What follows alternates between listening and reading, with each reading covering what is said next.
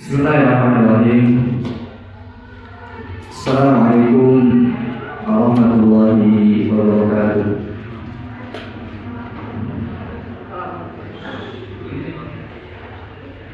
Alhamdulillah rabbil alamin. Wal aqibatu lil muttaqin. Wa la 'udwana illa 'alal zalimin. Asyhadu an la ilaha illallah ilahul awwalin wal akhirin wa asyhadu anna Muhammadan 'abduhu shadiqul wa'dil amin. Allahumma shalli wa sallim ala nabiyyina Muhammadin wa ala alihi wa ashabihi wa man tabi'ahum bi ihsanin ila yaumiddin. Amma ba'du. Jamaah masyaallah muslimin rahimakumullah. Kita bersyukur kepada Allah Subhanahu wa taala yang masih memberikan kepada kita nikmat serta karunia-Nya. Kemudian salawat dan salam kita aturkan kepada Nabi kita yang mulia, Rasul kita tercinta Nabi Muhammad sallallahu alaihi wasallam, pada keluarganya, para sahabatnya dan orang-orang yang mengikuti sunnahnya hingga hari kiamat kelak. Jamaah masyaallah muslimin rahimakumullah. Insyaallah pada malam hari ini kita akan melanjutkan pembelajaran kita atau kajian kita yang mana sebagaimana maklum pada setiap malam Seninnya di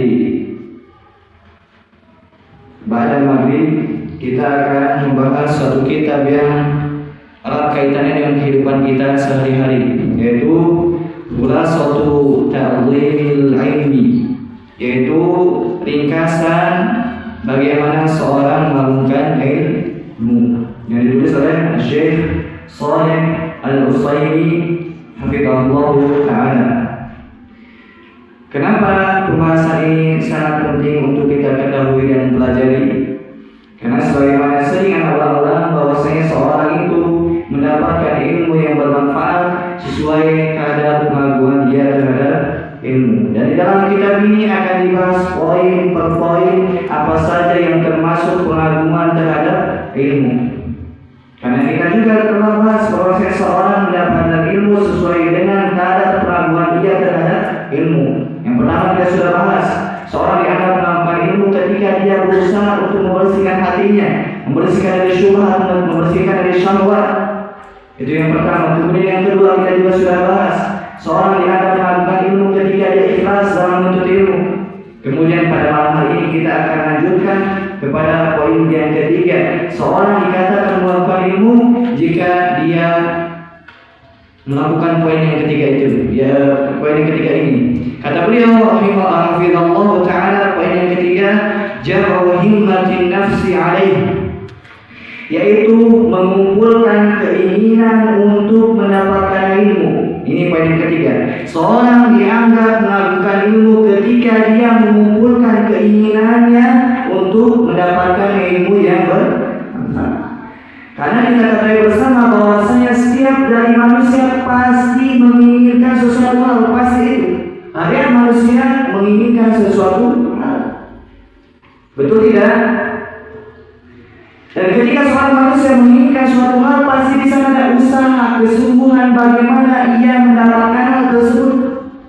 Contoh misalkan pedagang, dia ingin untung, bagaimana caranya? Misalkan dia mengeluarkan modalnya, kemudian dia misalkan kalau pedagang berangkatnya pagi-pagi, kemudian misalkan dalam hal harga bagaimana dia tidak terlalu mahal, misalkan yang penting untung, itu apa? Usaha, keinginan supaya dia mendapatkan untung. Nah, begitu pun penuntut ilmu, dia mengumpulkan keinginannya untuk mendapatkan ilmu. Ketika keinginannya terkumpul untuk mendapatkan ilmu, apa? Pasti di sana ada usaha yang dia lakukan untuk mendapatkan ilmu yang bermanfaat. Karena tidak mungkin bahwasanya apa? Yang namanya sesuatu hal itu yang kita inginkan pasti ada usaha, betul tidak? Kita pengen makan harus ada usaha, masak dulu misalkan. Kita pengen minum misalkan harus ada usaha, harus ada keinginan untuk meraihnya dengan cara gelas dan seterusnya. Bisa dipahami sampai sini? Jadi apa yang ketiga itu seorang penuntut ilmu harus mengumpulkan keinginan di dalam jiwa bagaimana dia bisa meraih ilmu yang bermanfaat.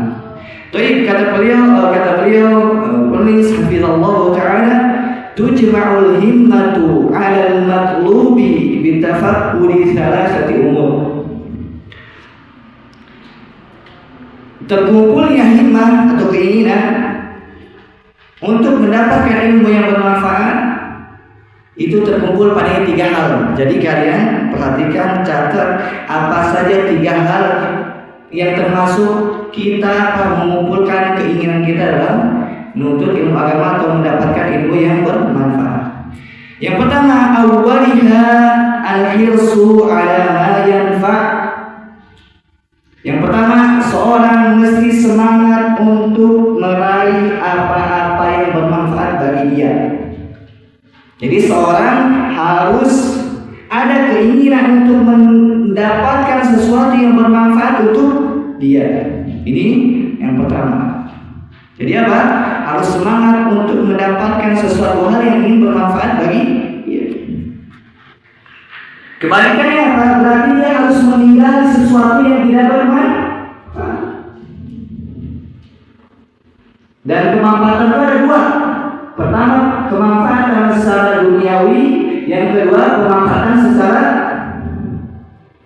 ukhrawi, secara agama. Nah, usahakan apa dalam kehidupan kita itu apa? Ketika melakukan satu hal ada manfaat yang kita ambil. Misalkan apa, menuntut ilmu bermanfaat tidak? Sangat bermanfaat. Olahraga misalkan bermanfaat tidak? Yang tidak bermanfaat apa? Misalkan sekedar main-main, dalam hal yang ngomong kesana kesini, begadang, misalkan bicara kesana kesini, bermanfaat tidak? Tidak. Nah, ini olahraga sekalian bermanfaat untuk tubuh kamu tidak? Karena ketahuilah bahwasanya di antara tanda baiknya keislaman seseorang adalah dia melakukan hal yang bermanfaat dan berpaling dari hal yang tidak bermanfaat. Sebagaimana kata Nabi Muhammad SAW, min husnil islamil mar'i tarkuhu ma la ya'ni. Di antara tanda baiknya keislaman seseorang, dia meninggalkan sesuatu yang tidak bermanfaat bagi dia. Jadi lihat, kita beragama Islam ini. Lihat diri kita, kalau Islam kita sudah baik, kita pasti melakukan hal yang bermanfaat. Sebaliknya ketika Islam kita kurang baik, ya kita akan melakukan hal yang tidak bermanfaat. Bahkan kata sebagai ulama salaf mengatakan apa? Cukuplah tanda berpalingnya Allah dari seorang hamba ketika seorang hamba tersebut melakukan hal-hal yang tidak bermanfaat. Jadi ketika misalnya kita melakukan hal yang tidak bermanfaat, takut kita jangan-jangan Allah berpaling dari kita. Itu oleh karena kata beliau Hafizallahu ta'ala, fama tawfiqal 'abdu ila ma yanfa'u harus 'alaihi. Jadi kapanpun seorang hamba diberi taufik oleh Allah untuk melakukan hal-hal yang bermanfaat, pasti dia berusaha bersungguh-sungguh apa? Untuk mewujudkannya, untuk meraihnya. Nah tadi seorang hamba itu apa? Tidak terlepas dari 2 hal. Bisa jadi dia melakukan hal yang bermanfaat, atau bisa jadi dia melakukan hal yang tidak bermanfaat. 2 saja. Tidak mungkin tengah-tengah. Paham? Baik. Ini yang pertama. Jadi seorang dikatakan mengumpulkan himmah keinginan dalam menuntut ilmu, dia melakukan hal yang bermanfaat dan berpaling dari hal yang tidak bermanfaat. Tapi pertanyaannya, apakah menuntut ilmu bermanfaat atau tidak? Sangat bermanfaat. Oleh karena apa? Semangatlah dalam mewujudkan atau dalam mencari ilmu. Karena ilmu ini sesuatu yang paling bermanfaat. Tidak ada yang bermanfaat daripada ilmu. Contoh harta, misalkan harta bermanfaat tidak? Bermanfaat. Tapi manfaatnya besar ilmu atau harta? Ilmu. Dengan ilmu ini seorang bisa kenal Allah, bisa mengenal rohnya. Ketika seorang kenal rohnya, tahu rohnya, pasti dia menyembah Allah Subhanahu wa taala. Orang kafir itu mereka beribadah kepada selain Allah disebabkan mereka tidak tahu tentang Allah Subhanahu wa taala. Dengan ilmu ini seorang bisa apa? Bisa ibadah dengan benar kepada Allah Subhanahu wa taala. Karena ibadah itu perlu ilmu tidak? Sebagaimana firman Allah dalam Al-Quran, fa'alam annahu la ilaha illallah. Ketahuilah, ilmuilah, tidak ada Tuhan yang benar selain Allah. La ilaha illallah saja wajib ilmu, apalagi ini pentingnya apa? Kita semangat dalam menuntut ilmu. Jika ingin misalkan gigi belajarnya, menuntut ilmu. Jika ingin dipermudah segala urusan yang menuntut ilmu. Jika ingin masuk surga, menuntut ilmu. Jadi ilmu itu mafatih al-khairat. Yang namanya ilmu itu kunci-kunci kebaikan didapatkan dengan ilmu. Oleh karena apa? Bersyukurlah ketika Allah menjadikan kalian penuntut ilmu. Karena tidak setiap orang menjadi penuntut ilmu. Ada yang menjadi penuntut dunia, penuntut apa lagi, banyak penuntut di sana, penuntut jabatan. Tapi berhubunglah apa? Orang yang menuntut ilmu. Dan penuntut ilmu agamanya disebutkan sifatnya itu sangat semangat, sangat bagus terhadap ilmu. Sebagaimana kata Nabi Muhammad SAW, man humani la yashba'ani talibud dunya wa talibul ilmi atau kata Nabi Muhammad SAW, ada dua golongan. Perhatikan dua golongan ini. Ada dua golongan yang mana dia tidak pernah kenyang, terus menerus tamat terhadap sesuatu yang dia inginkan. Siapa dua golongan tersebut? Yang pertama, talibud dunya, orang yang mencari dunia. Lihat, orang yang mencari dunia ketika banyak meraih dunia berarti tidak. Bahkan istilahnya apa? Kaki di kepala, kepala di kaki. Subhanallah. Apa terus siang dan malam mencari dunia. Ada nggak yang namanya pencari dunia pensiun? Oh, saya sudah kaya ini, nggak perlu lagi dunia. Ada tidak? Mustahil. Pasti apa? Terus mencari dunia. Bahkan kata Nabi Muhammad SAW apa?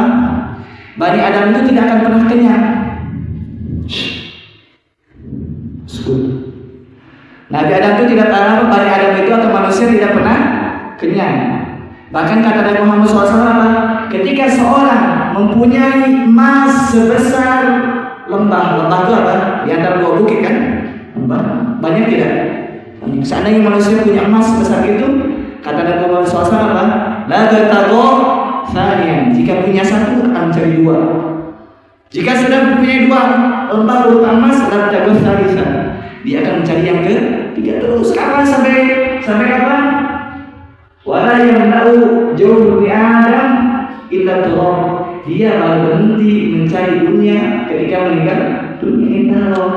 Kalau sudah meninggal dunia sudah berhenti waktunya dia tidak mencari dunia. Dan ini sifat siapa? Sifat pencari dunia. Jadi yang namanya pencari dunia tidak pernah kenyang. Tidak ada yang namanya pensiun misalnya. Bahkan orang yang pensiun itu apa? Tetap pengen uang tidak, betul tidak? Nah, yang jadi syahid, jadi titik pembahasan kita itu yang kedua. Golongan yang kedua yang tidak pernah kenyang yaitu talibul ilmi, penuntut ilmu agama. Jadi penuntut ilmu agama itu apa? Tidak pernah kenyang. Kalau makan mungkin kenyang, kalau penuntut ilmu agama tidak.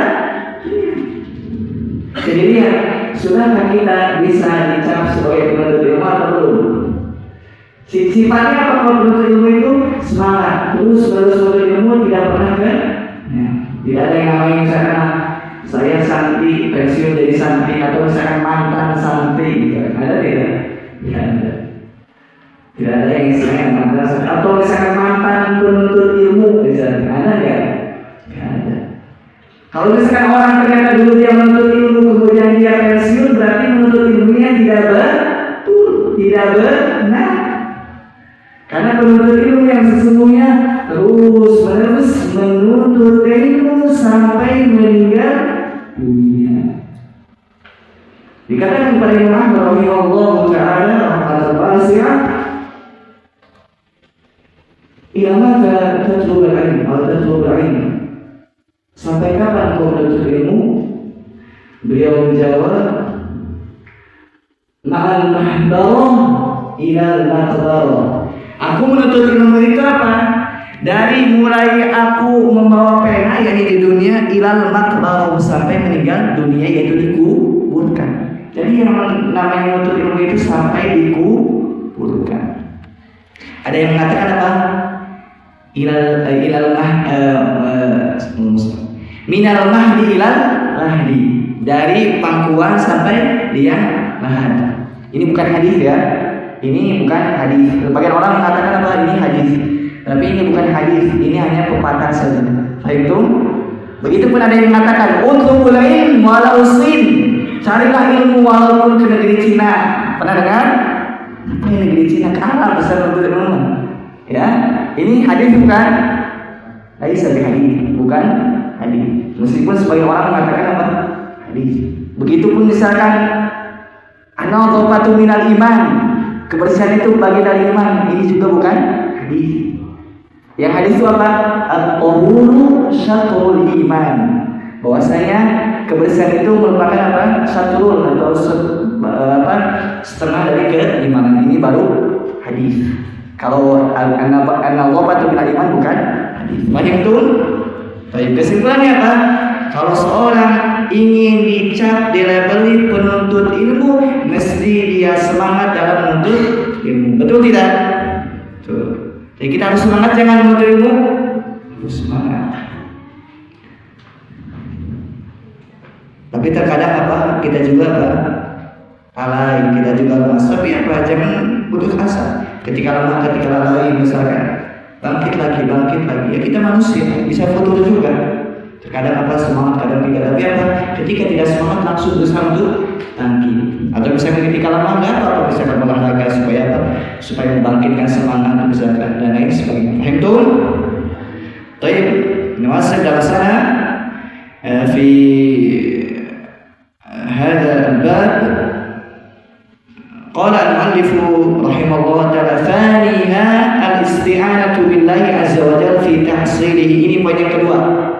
Jadi seorang ketika ia semangat mesti al-isti'anatu billah, dia meminta pertolongan kepada Allah. Meminta pertolongan kepada siapa? Kepada Allah. Jadi jangan modalkan atau jangan andalkan diri sendiri, jangan. Ketika kita punya keinginan, punya semangat dalam menuntut ilmu, jangan sekali-kali bersandar pada diri sendiri yang lemah ini. Harus apa? Harus ista'in billah, meminta pertolongan kepada Allah Subhanahu wa taala. Al-ilmu tsaqil, yang namanya menuntut ilmu itu berat. Apalagi mondok misalkan. Terkadang apa? Pulang 2 minggu sekali aja. Ustaz kapan pulang? Padahal apa? 2 pekan doang. Baru datang misalkan hari ini baru datang, Selasa udah tanya Ustaz kapan pulang? Subhanallah. Jangan seperti itu. Kalian juga jauh dari orang tua, menuntut ilmu dapat pahala tidak?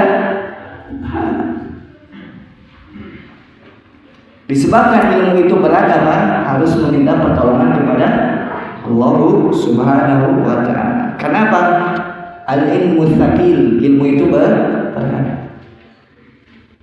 Inna sanulqi 'alaika qawlan tsaqila. Kata Allah Subhanahu wa taala kepada Nabi Muhammad, kami akan berikan kepada engkau itu apa? Sesuatu yang berat, itu Al-Qur'an. Al-Qur'an itu apa? Berat.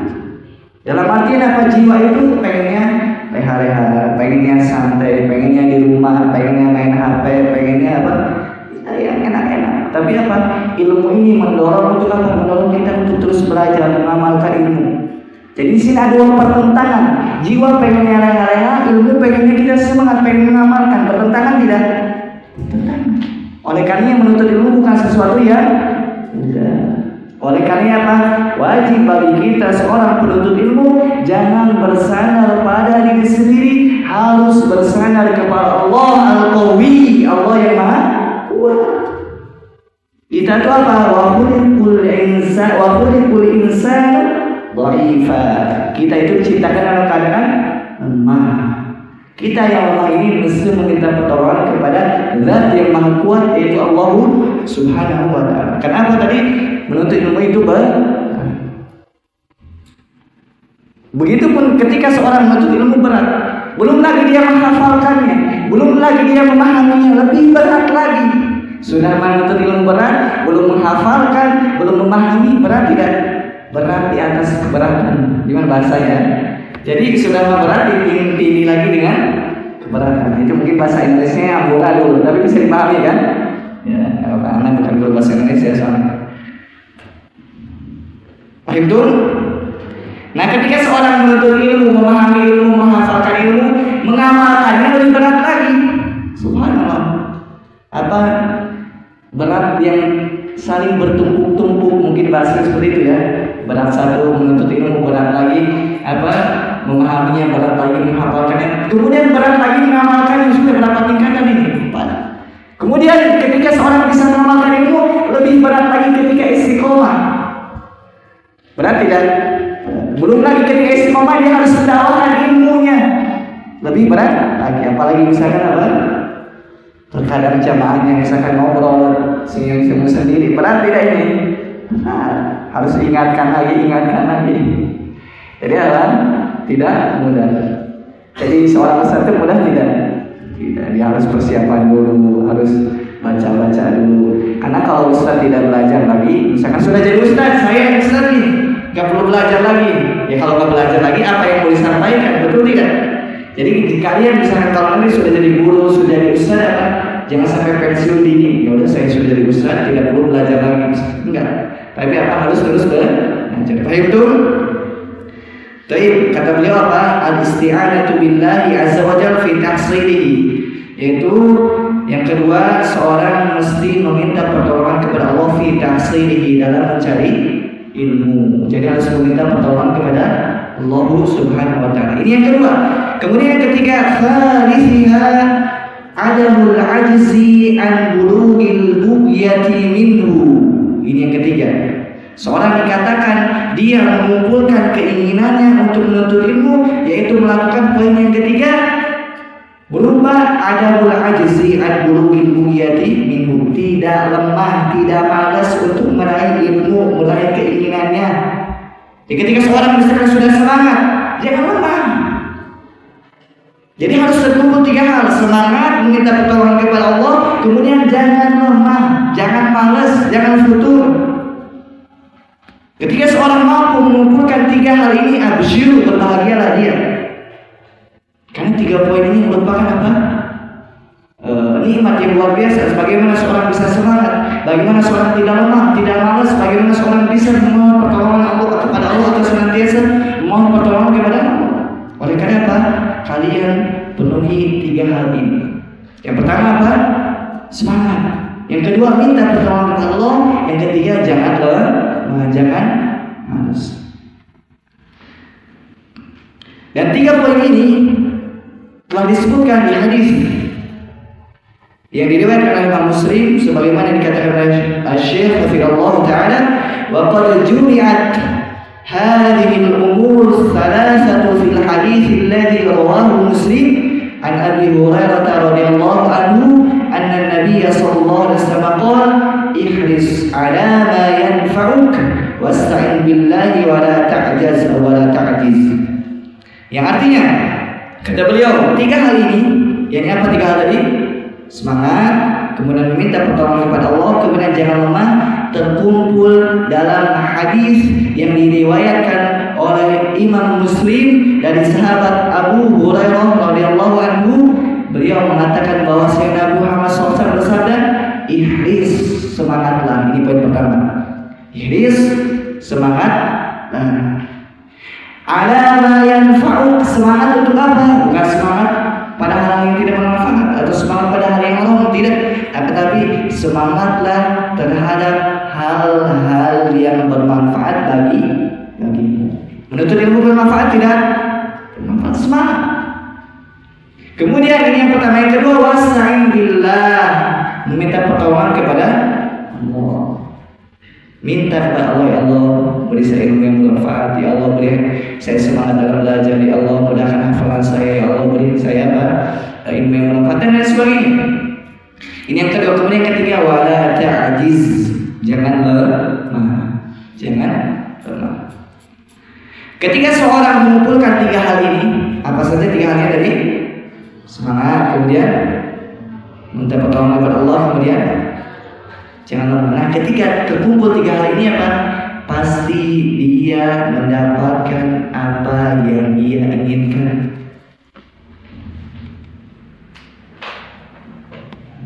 Ketika apa? Terkumpul 3 hal ini apa? Pasti akan mendapatkan apa yang dia inginkan. Masa dunia pun seperti itu. Seorang misalkan ingin kuliah misalkan di fakultas tertentu, kemudian dia semangat, dia memohon pertolongan kepada Allah, kemudian dia juga tidak lemah, dia mendapatkan tidak apa yang dia inginkan. Begitupun pedagang misalkan ingin untung, dia semangat meminta pertolongan kepada Allah, tidak lemah, mendapatkan yang dia inginkan. Meskipun misalkan tidak mendapatkan seluruh yang dia inginkan, tapi minimalnya apa?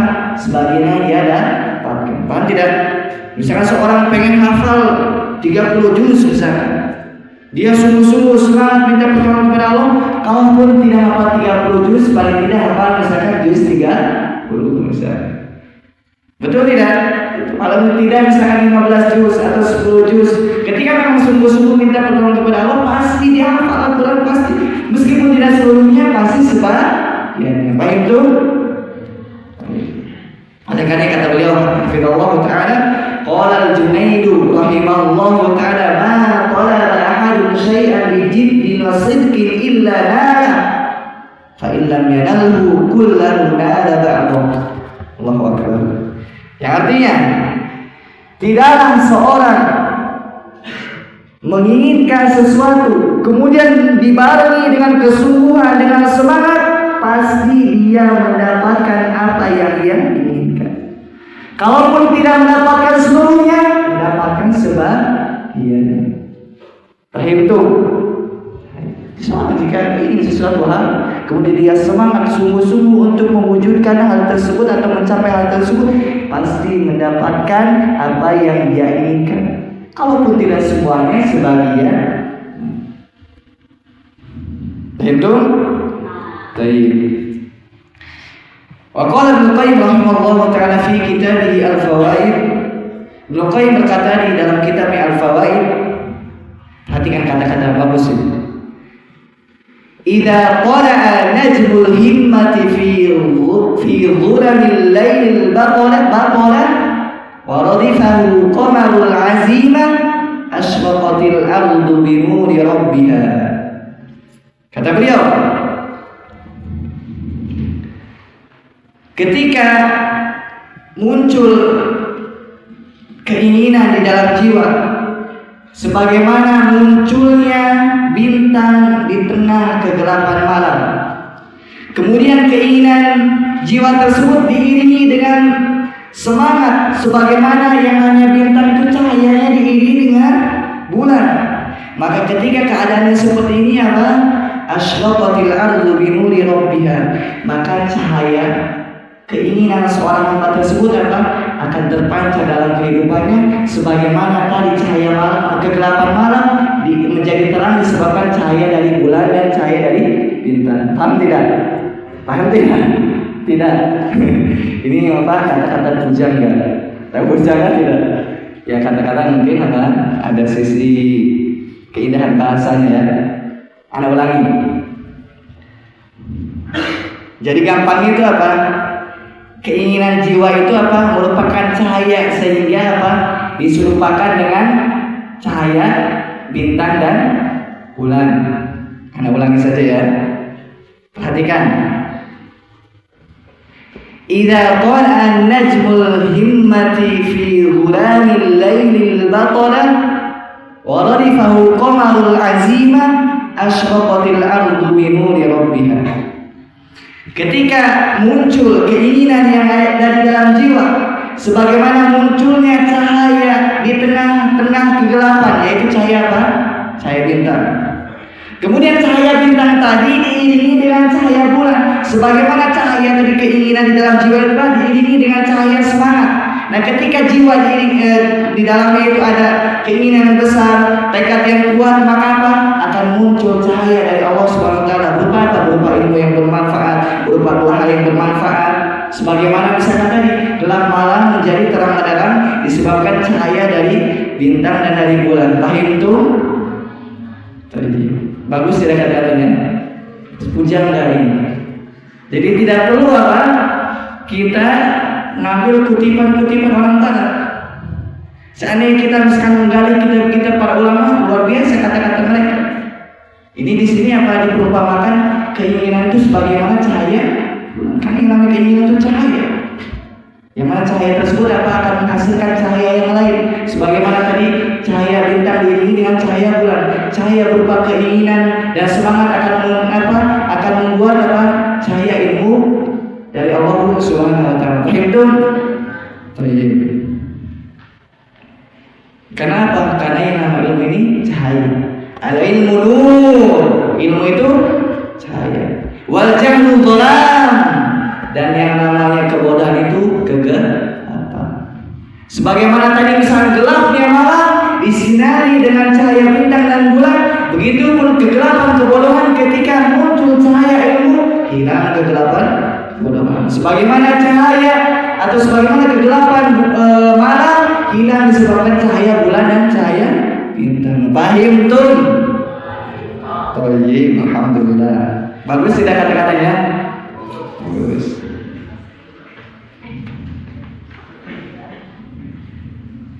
Ada kata-kata barat time ismani, apa artinya? Waktu ada. Benar tidak? Tidak. Al-waktu ashraf minal mal. Waktu itu lebih mulia daripada sekedar uang. Al-waktu kasayf. Waktu itu seperti pedang. In lam taqtahu qata'ak. Jika engkau tidak menggunakan waktu tersebut untuk hal yang bermanfaat, maka engkau akan gunakan waktu tersebut untuk hal yang tidak bermanfaat. Sebagaimana jika engkau tidak gunakan pedang tersebut, justru pedang akan menghantam dirimu. Paham? Ini di antara kata-kata siapa? Para ulama. Jadi tidak perlu pada kata-kata yang seolah dalam tanda kutip bijak. Baik itu. Kita lanjutkan. Sekarang kita masuk kepada pembahasan bagaimana seorang bisa memacu dirinya sehingga dia mendapatkan keinginan yang tinggi. Ini hal yang disebutkan oleh penulis Allah Taala. Wa inna mimma ya'ni al-himma wa ismu bin nafsi i'tibaru hali man sabaq wa ta'arrufa himamil qawmi al-madin. Yang artinya di antara hal yang dapat menjadikan seorang itu tinggi cita-citanya, jiwanya itu tinggi tidak rendah.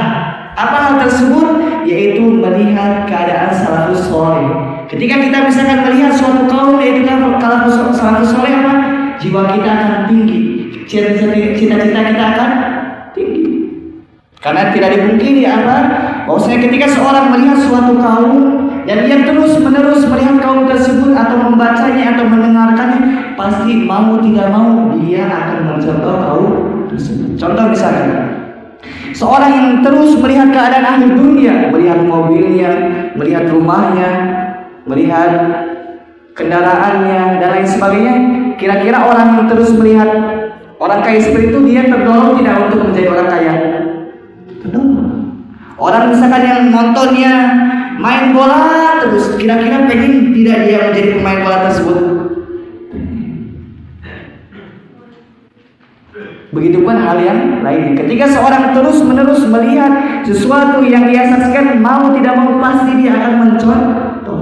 Begitupun ini, ketika kita terus melihat sejarah kehidupan para ulama salaf dalam hal menuntut ilmu, dalam hal ibadah, dalam akhlak, mau tidak mau pasti kita terdorong untuk mencontoh mereka. Pasti itu.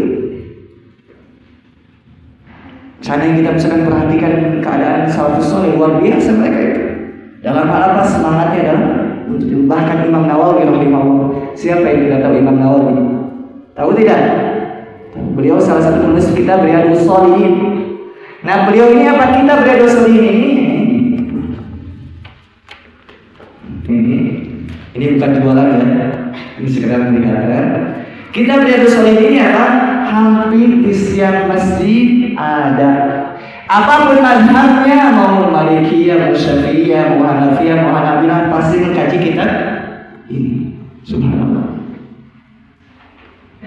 Tapi lihat perjuangannya. Kalian tahu kitab Arba'in An-Nawawi 40 hadis itu dikaji di seluruh penjuru dunia. Akan tapi lihat usahanya sehingga beliau ilmunya diberkahi, kitab-kitab yang dibaca, usahanya tiap malam kata beliau selama 1 tahun atau 2 tahun tidak pernah tidur di ranjang. Tidurnya di mana? Ketiduran. Lagi belajar misalkan tidur bangun. Tidur bangun. Tidur bangun. Hasilnya apa? Biasa. Jangan tidur ada ini. Jangan ditiru. Maksudnya untuk saat ini nanti kalau ayat kan, kalau gitu nanti ketika di kelas khusyuk gitu kan, sampai khusyuknya apa? Dijeduk karena kursi. Di sekolah apa ditanya sama ustaznya, kenapa kamu ngantuk? Saya mencontoh Imam Nawawi. Subhanallah. Jangan tiru kan ini. Untuk saat ini ya. Tapi kalau nanti sudah misalkan sudah bebas waktunya silahkan di. Meskipun tidak 2 tahun atau 1 tahun, minimal 1 malam kita mencontoh imam.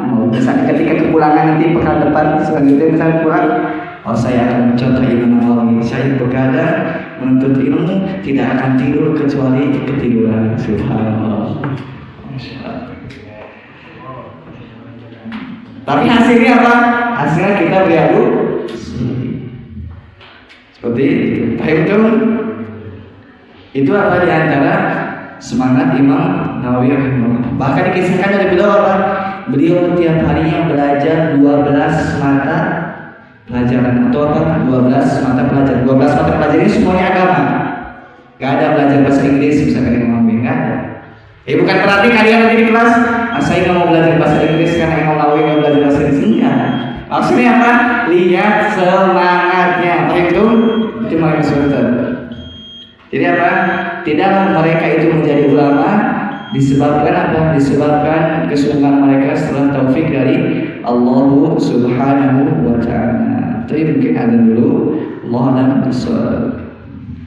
Wassallallahu ala nabiyyina Muhammad wa akhiru da'wana alhamdulillahi alamin.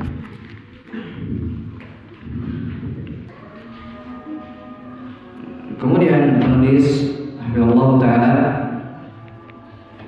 setelah menyebutkan bahwasanya di antara hal yang dapat memicu seorang supaya tinggi cita-citanya, supaya keinginan besar dalam menuntut ilmu, yaitu dengan cara memperhatikan keadaan as-salaf as-salih, orang-orang saleh yang terdahulu. Kemudian beliau membawakan contoh, yaitu Abu Abdullah Ahmad bin Hanbal kana wa fi as-sibab ربما أراد الخروج قبل الفجر إلى خلاف الشيوخ فاتخذ أمه بثيابه وتقول رحمة به حتى يؤذن الناس أو يصبحوا. Yang artinya, ringkas saja, Imam Ahmad ketika beliau masih kecil, sebelum subuh itu udah mau berangkat ke majelis gurunya. Dia masih kecil, sudah semangat, mungkin sebesar Salim atau lebih kecil. Pagi-pagi sebelum subuh sudah mau berangkat. Sama ibunya ditahan, kasihan. Kata ibunya apa? Tunggu sampai azan atau sampai masuk subuh. Maka jadilah beliau imam. Imam Ahmad siapa? Salah satu dari imam 4 mazhab.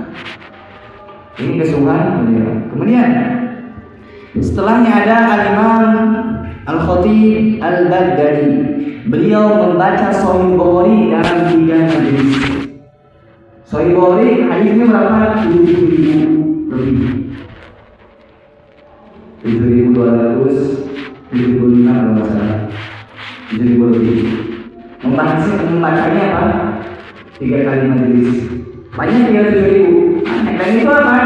Ada hadis karena bulan, ada rangkaian apa? Karena bukan hadis saja, tapi ada perawinya, ada yang menyampaikan hadis 3 kali majelis. Kapan saja? Yaitu 2 majelis dimulai waktu maghrib sampai subuh. Misalkan hari Senin maghrib subuh, Selasa maghrib subuh. Kemudian di hari Rabunya contohnya misalkan hari ini nggak disebutkan hari ini, cuma contoh saja kalau mudah paham. Di hari Rabunya apa? Mulai waktu duha sampai maghrib sampai subuh.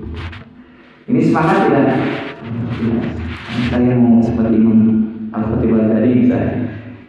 Silahkan kalau mampu. Paling tidak apa? Ketika kita mendengar cerita seperti ini, apa kita contoh semangatnya? Oh, misalkan apa? Mereka saja semangat, misalkan kenapa saya tidak? Mereka jadi ulama disebabkan semangat mereka setelah taufik dari Allah Subhanahu wa Ta'ala. Jadi kita tidak heran ketika mereka jadi ulama itu disebabkan kesungguhan mereka. Dan ketika kita membaca sejarah mereka itu apa? Akan tidak sombong. Tidak sombong. Kenapa? Karena tidak ada apa-apa yang kita dibandingkan mereka. Begitupun ada Ibnu Tabban. Ibnu Tabban itu apa? Seorang ulama yang mana ketika dia awal belajar itu apa? Full semalam suntuk belajar. Ibnu Tabban. Ibnu Tabban ketika awal belajar apa? Dia full malam dalam belajar. Ibunya kasihan ketika melihat anaknya terus-menerus belajar, kasihan. Oleh karena kata ibunya apa? Tidur, jangan terus belajar.